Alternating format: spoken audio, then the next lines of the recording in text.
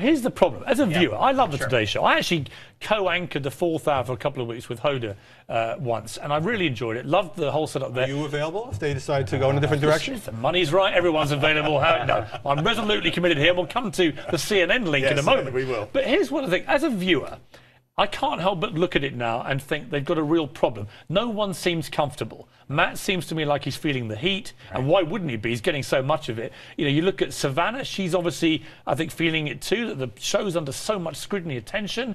Natalie doesn't seem that happy. Nobody seems that happy. You click over to GMA, and you see a bunch of happy, smiley people having a party. That seems to me to be the problem they've got.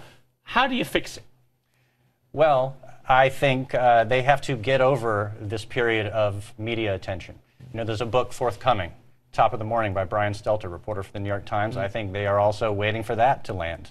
Which could make things even worse, because Brian's been all over this on the New York Times, and you know he's really been on Matt Lauer's case. He'll be on the show to talk about the book. But they weren't able to get out ahead of their own story months ago.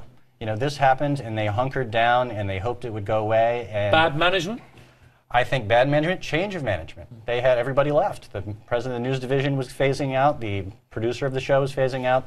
There was chaos there, frankly, inside. No, Harry, the hot rumor today was that my colleague Anderson Cooper had been phoned up by an NBC executive. This has not been denied, and apparently Anderson has told his own staff today at CNN the call was made. He denied to me that Matt Lauer had called him to say, what are you doing, which seemed preposterous anyway, but that Anderson has also told his staff he's not interested in going to the Today Show.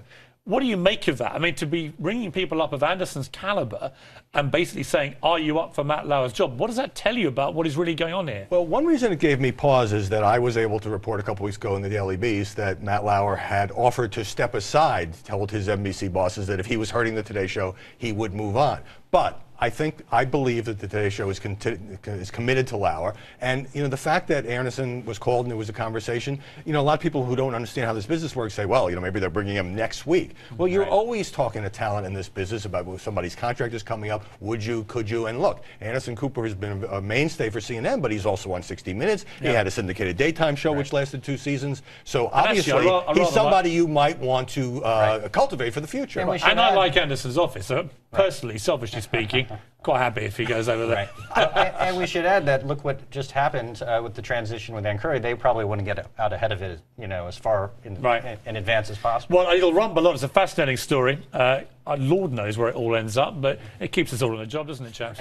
Joe, Howie, thank you both very much. Kevin, boy, have we all been watching. And now this, not a good morning. That's a headline sprawled across the cover of New York Magazine with Matt Lauer photographed precariously perched on a shaky stool, perhaps depicting the unstable positioning of the Today Show, the backstabbing, the backlash, and the blow-by-blow, and how Matt almost jumped ship for ABC. The Today Tell-All is trending now. Good morning. Welcome to Today on a Monday morning. I'm Matt Lauer. The atmosphere at the Today Show right now is pretty toxic, I would say. New Today Show drama, New York Magazine with Matt, and what it calls the long night at Today. Matt Lauer has a big problem in trying to turn the Today Show around, and that's himself. The cover story claims that Lauer and his former co-anchor Ann Curry barely spoke, and Matt almost bolted to ABC. The deal was real, and he would have had a role there as both in a daytime talk show with Katie Couric, in addition to being an ABC News personality. Acclaimed journalist Joe Hagan, who wrote the cover story with us today. Matt, sort of at the 11th hour, went back to NBC and negotiated the contract that we all know of now, which reported $25 million a year. There are also surprising new claims about Curry's emotional tear-filled goodbye on the morning show last year. I'm sorry I couldn't carry the ball over the finish line, but man, I did try. The article says some at NBC believe Curry, quote, purposely self-destructed to damage both Lauer and the show, and that she cried the entire way to the airport after her final show. To all of you who watched, thank you. I think the viewers really picked up on the fact that she was actually in pain and unhappy. But perhaps most startling is the article's claim about Robin Roberts. Ann Curry wanted to tweet a note of sympathy to her, tried to clear it with NBC, and they would not clear it. They said no, they would rather her not do that because they distrusted her. They thought she was aiding the competition. One thing seems clear, though. Matt and Today aren't giving up.